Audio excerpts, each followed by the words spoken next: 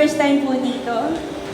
Kung first time niyo po dito, we're so glad you're here. And masaya po kami na nandito po kayo. And ayun, diba? Consider yourself po na part ng Life Changer family. So, also a gentle reminder, para po sa mga tithes and offerings, meron po tayong mga envelope po dun sa reception area. Meron din po dun box kung saan nyo po pwedeng ilagay. And also, for GCash and bank transfer, i-flash po mamaya sa screen yung information. Ayun. So, since today is the first Sunday of September, let's all prepare our hearts for the breaking of the bread. Yung breaking of the bread, hindi lang po ito isang gawain, kundi paalala po ng walang hanggang pagmamahal ni Jesus at kanyang sakripisyo sa krus para sa ating kaligtasan. Amen po ba? Ayan. So may babasahin po tayong verse from Book of Lamentation. Let's all read. Ayun. Because of the Lord's great love, we are not consumed, for His compassions never fail. They are new every morning. Great is your faithfulness. Amen. So, tayo pong manalangin. Let's bow our heads and remain in the holy presence of our Lord. Heavenly Father, sa ngalan po ng inyong anak na si Jesus, we thank you for this beautiful day. Thank you po, Panginoon, for gathering us here at nakapunta po kami ng church na lahat po safe. Pinagdadasal din po namin lahat po ng mga kapatiran namin na papunta pa lang po ng church na pagkaingatan niyo po sila. Ipinagdarasal din po namin na ilayo niyo po kami sa lahat ng uri ng distractions at tulungan niyo po kami marinig at may sa puso ang inyong personal na mensahe para sa amin. Ipinagdarasal din po namin ang buhay po ni Pastor Ricky na gabayan niyo po siya, Panginoon, upang maipahayag niya ang inyong banal na salita ayon po sa inyong kalooban. Hinihiling din po namin na ihanda ang aming mga puso para sa breaking of the bread upang lagi naming maalala ang inyong sakripisyo at tagumpay sa krus. Lahat ng papuri at pasasalamat at kaluwalhatian ay sa inyo lamang. In Jesus' mighty name, Amen! Ayan, excited na po ba tayo magpuri at umawi para sa ating Panginoon? Amen! Ayan, so let's all welcome our music ministry! Yes! Yan! Good morning po, Life Changers! Ayan, kamusta po kayo? At sino pong excited para magpuri sa Panginoon? Ako, parang tinatawag ng Life Changer ngayon. Sinong excited para magpuri sa ating Panginoon? Ayan! Sige, may babasahin tayo na isang Bible verse sa Ephesians 3:20. Sabi dyan, sabayan niyo ako, Ephesians 3:20.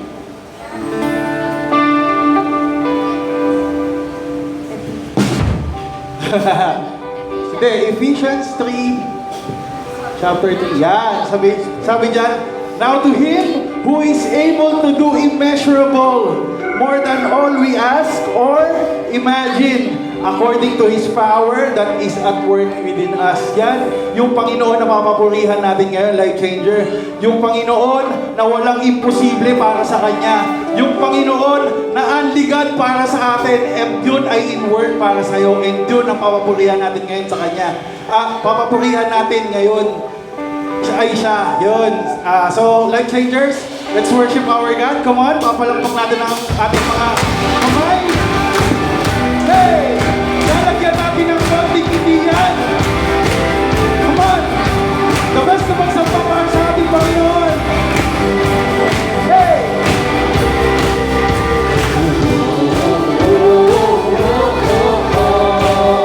Come on! Mas malakas!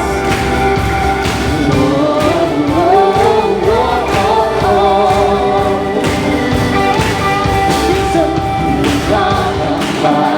sana wala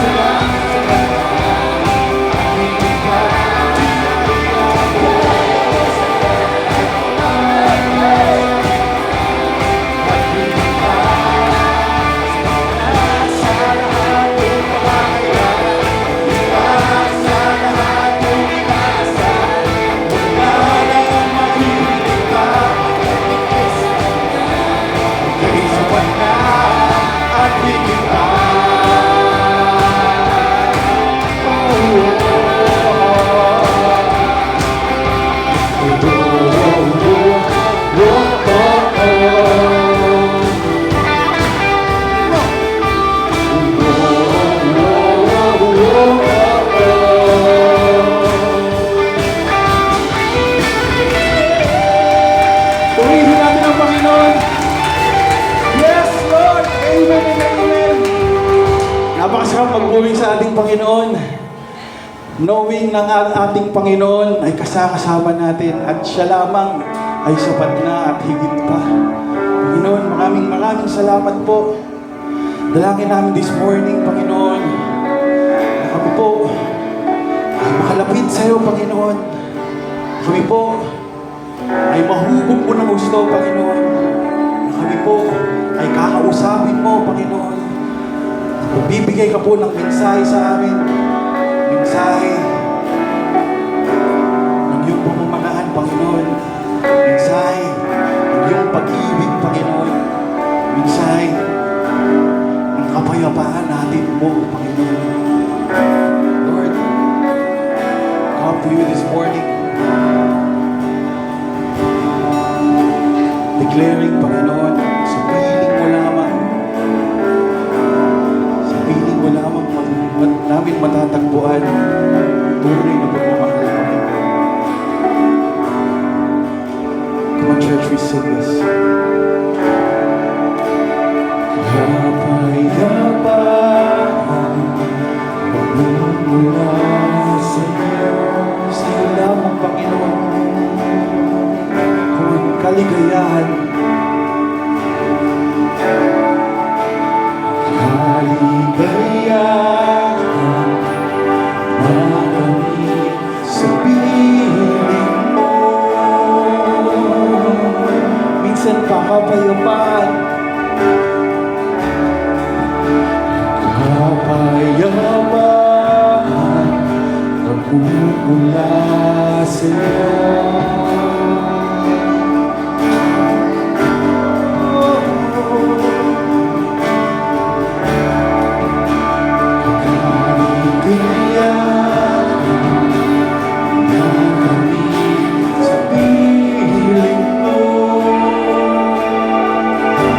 Wala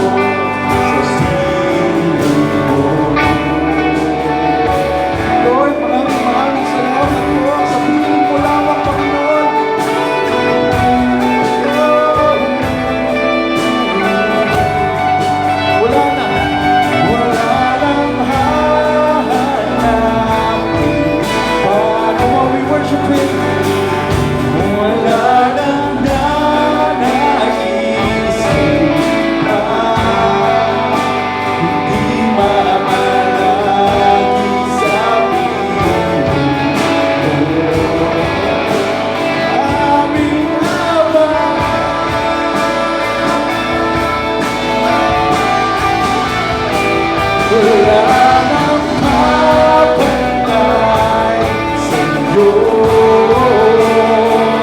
Nag-iisa Panginoon,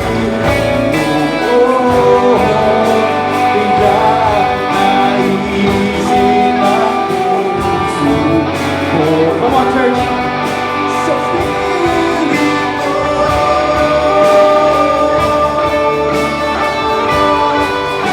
sa piling mo.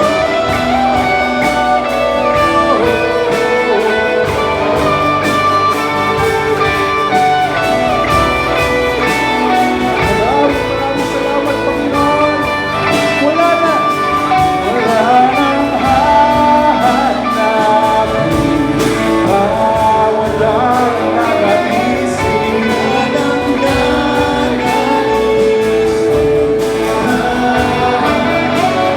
di mamalagi sa piling mo.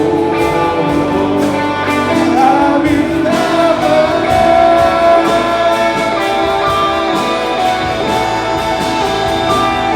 Wala nang pagpantay. Yes, Lord! Nag-iisa! Nag-iisa!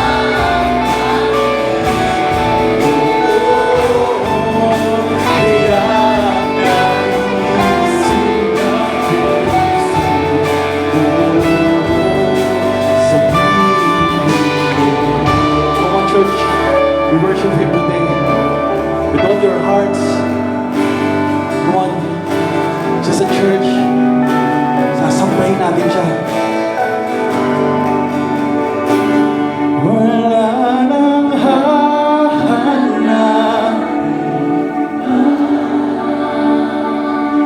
Wala nang Come on, church. Kundi mamalagi sa piling mo, aming Ama. Lord, wala kaming nanaisin. Wala nang napantay sa'yo. Ikaw lamang ang nag-iisa. Nag-iisa Malapit kami sa'yo, Panginoon.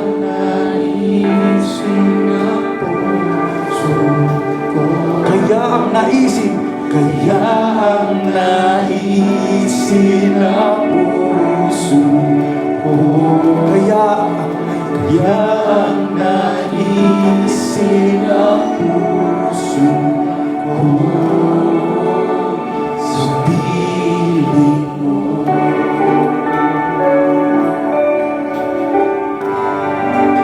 Sa piling mo.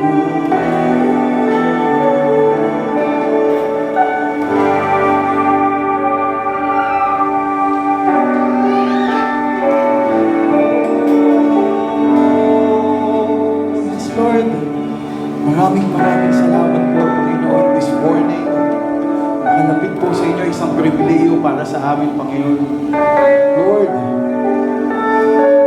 thank you for your love. Thank you for your love na binigay mo sa amin, Panginoon. Hindi kami deserving, pero dito po kami.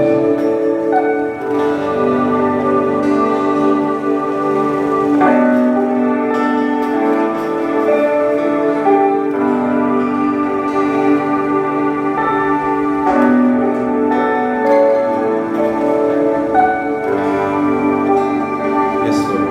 Hallelujah. Praise you.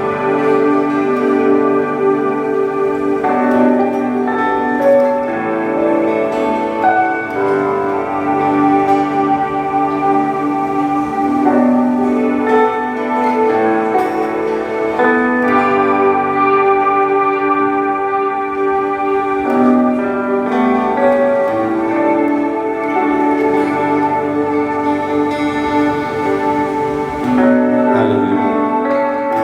Praise you, Jesus.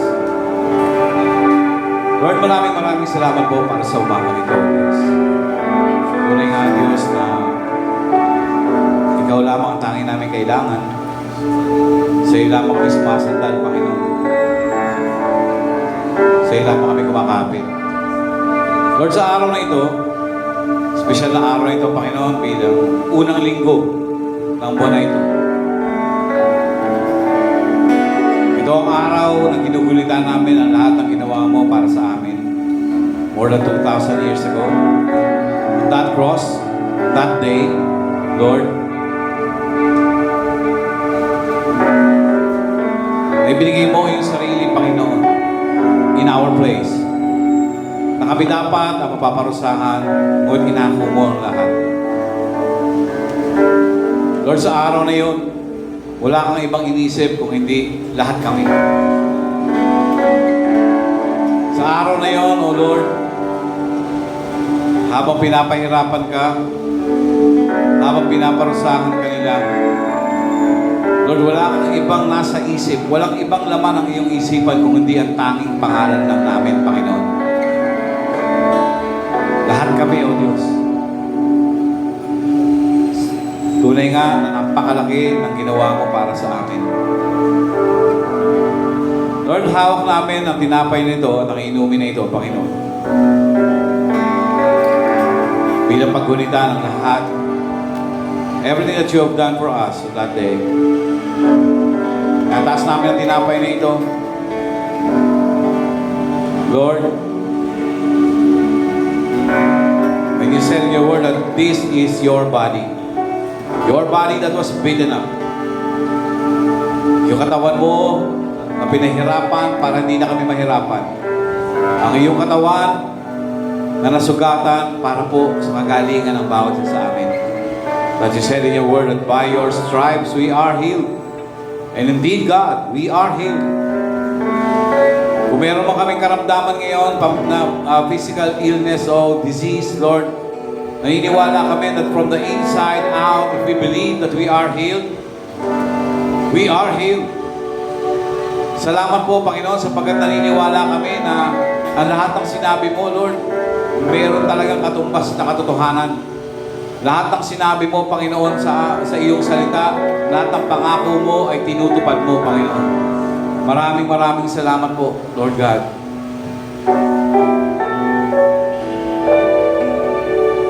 Salamat po. Kayo din ang inumin na ito. Iatas namin sa iyo inumin na ito. Na sumisipol na iyong pala na dugo na siyang dumaloy sa krus ng Kalbaryo. Ang iyong pala na dugo na siyang naglinis ng aming kasalanan. Nagpawalang sala sa amin. Salamat po, O Diyos, sapagkat tunay nga na kung walang dugo na dumaloy sa krus, wala pong magiging kapatawaran ang bawat kasalanan namin, Panginoon. Salamat, Panginoon Jesus, sa pagpapawalang sala sa amin. At sa pagbibigay sa amin ng karapatan, humarap sa Ama dahil sa iyong ginawa. Salamat po for everything that you're doing in our lives. For all the things that we've done. And all the things that we've been doing and the things that we're about to do. Ang lahat ng ito ay pinatawad mo na, Panginoon. All we need to do is accept that forgiveness. Salamat po sa lahat-lahat. Sabay-sabay natin kainin, tinapay at panginumin ito.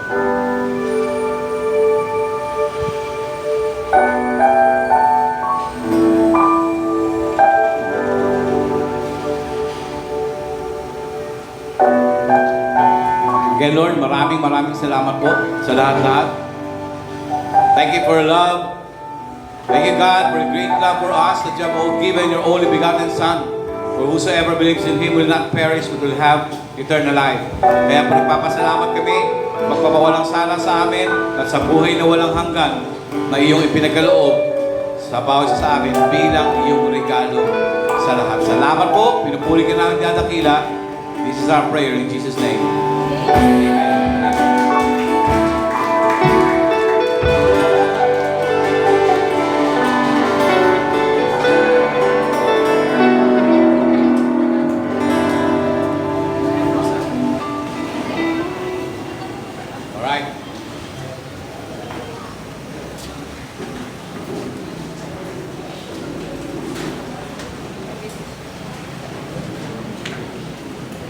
Okay. Sige, let's remain standing, please.